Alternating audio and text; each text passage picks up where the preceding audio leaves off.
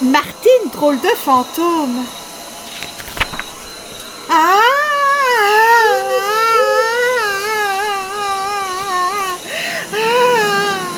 Martine pousse un long cri dans la nuit. Elle se réveille en sursaut. Une escadrille de fantômes vient d'entrer dans sa chambre. Elle se débat et allume la lumière. Non, il n'y a personne. Brrr, quel horrible cauchemar. Ah.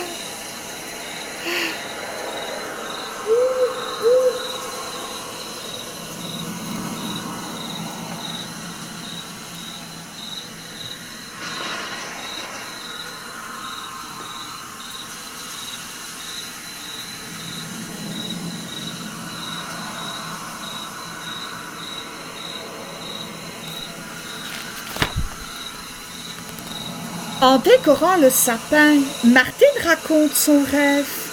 Maman, pourquoi dans les vieilles maisons et les châteaux, on voit toujours voler des méchants draps de lit et pas des petits anges? Des anges ou des fées, ce serait plus gentil dans le film que j'ai vu hier. Mais maman l'interrompt. Ils sont tous fous à la télévision. Ils ne devraient pas montrer des choses qui font peur aux enfants à n'importe quelle heure. Je n'avais pas vu ça dans le programme. Mais ne t'inquiète pas, ma puce. De toute façon, les fantômes,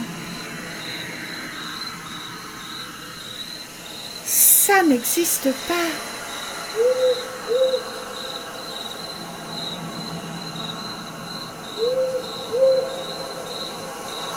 Moi, je sais bien qu'ils existent, reprend Jean. Ils sont tout blancs. Et ils volent dans les airs rien que pour faire peur aux filles. Ouh! Ouh! Jean, arrête immédiatement tes bêtises, dit maman, très en colère.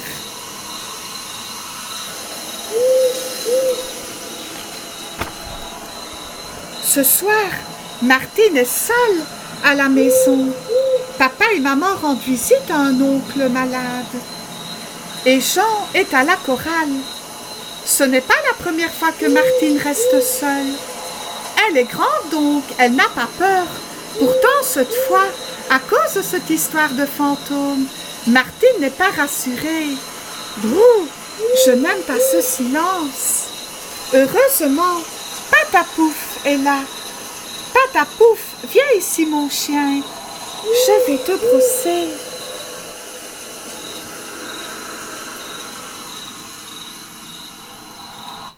J'ai bien de la chance d'avoir un bon chien de garde, comme toi.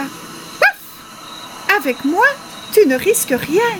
Je suis courageux, dit Patapouf, très fier de son rôle important. Si quelqu'un s'approche de ma maîtresse, hop, aussitôt, je lui mords les fesses. Dring, dring, dring. 3 coups de sonnette, c'est sûrement Jean, dit Martine. Il a dû oublier ses clés. Fais quand même attention, lance Patapouf, qui se cache déjà derrière le porte-parapluie.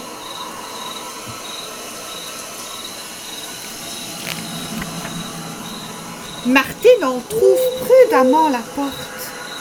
Elle se penche à gauche, à droite. Personne. Un petit vent glacial s'engouffre dans la maison. La fillette frissonne des pieds à la tête. Brrr.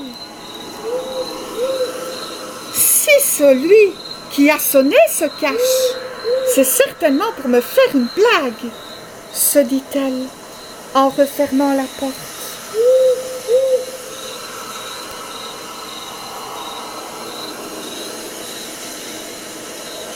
Soudain, là-haut, des bruits bizarres se font entendre. Au grenier, quelque chose va de gauche à droite, puis rebondit vers la fenêtre. C'est un fantôme, questionne Patapouf. On va en avoir le cœur net, répond Martine. Suivie par le petit chien qui n'ose pas rester seul, elle monte le lourd escalier du meunier. Chut! Pas un bruit. Tout doucement, Martine soulève la trappe.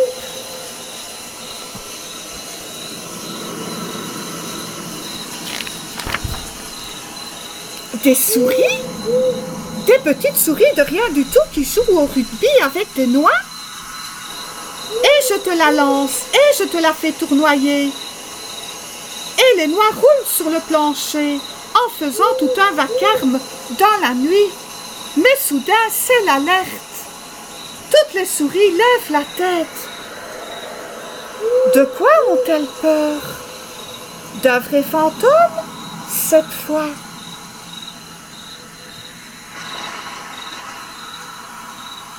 Vol silencieux et masque blanc, une chouette effraie fond vers le sol, prise de panique.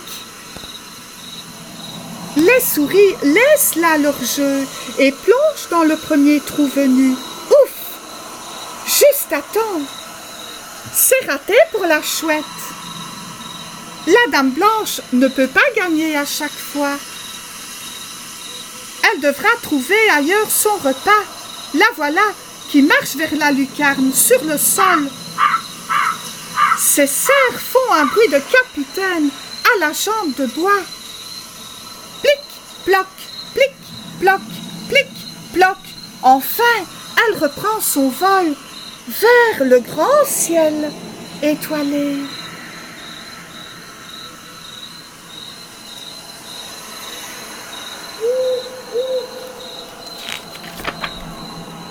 As-tu vu comme elle était belle?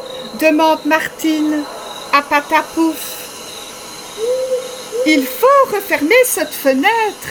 En plein hiver, ce n'est pas très intelligent de la laisser ouverte. Dring! On sonne encore. Qui est-ce? En se penchant à la fenêtre du grenier. Martine aperçoit Jean. Jean qui sonne à la porte et puis qui se cache. Ce grand nigaud veut vraiment me faire peur. Viens, Patapouf, on va l'attraper.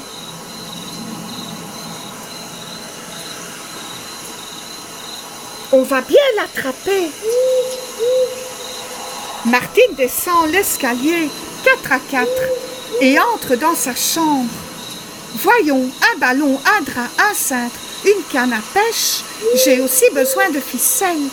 Qu'est-ce que tu fais? Demande le petit chien. Pas trop fort. Tu vas le faire éclater. Maintenant, je fais un nœud et j'attache le ballon au cintre, poursuit Martine. Patapouf ne comprend vraiment rien à ce que manigance sa petite maîtresse. Dring! J'en sonne encore. Il faut faire vite, car fatigué de ce petit jeu, le garçon va finir par rentrer avec sa clé.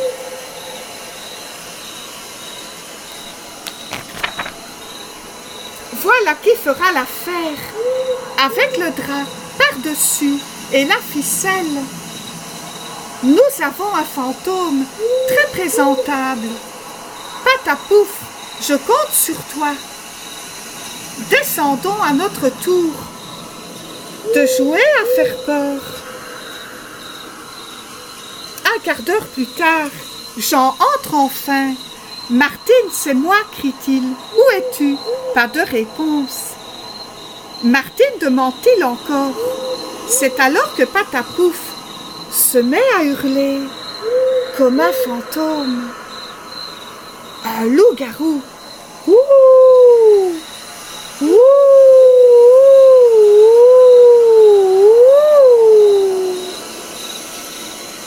Les cheveux de Jean se dressent sur sa tête.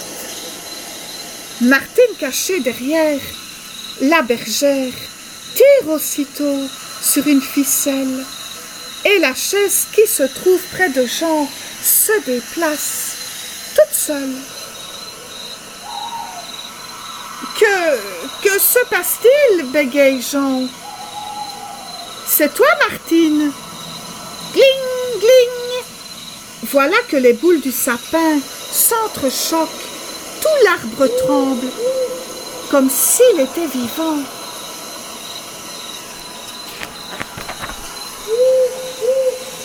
C'est une idée de Patapouf. Il a attrapé une branche avec sa queue et secoue l'arbre de Noël. Toute la pièce semble hantée. Jean n'ose plus bouger. Soudain, derrière lui, un craquement.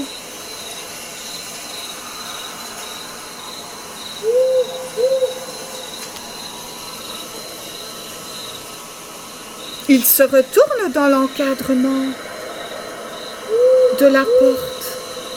Il devine une forme blanche qui vole au-dessus du sol et se balance. Un fantôme! Ah! Jean ne cherche plus à comprendre. Il prend ses jambes à son cou et se réfugie dans le jardin.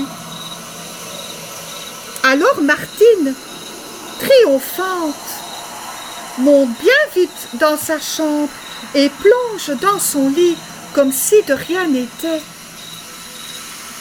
Dehors, il se met à neiger. Jean, qui commence à avoir bien froid, se dit que finalement, ce n'est pas possible, les fantômes n'existent pas. Est-ce une farce de sa petite sœur? Il rentre à nouveau dans la maison et grimpe en courant dans la chambre de Martine.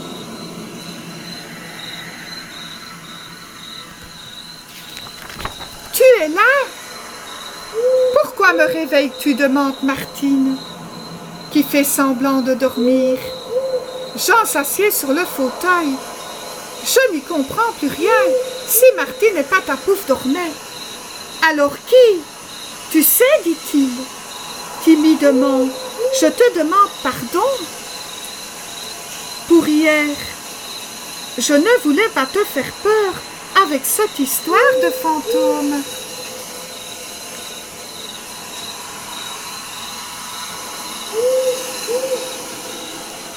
Si tu veux, pour que tu n'aies pas peur, je vais dormir avec toi cette nuit. C'est gentil, dit Martine. En quelques minutes, Jean a mis son pyjama et s'est couché. Avant d'éteindre la lampe, Martine le regarde. Ce soir, c'est elle qui protège son grand frère, ses garçons, ceux qu'ils sont heureux.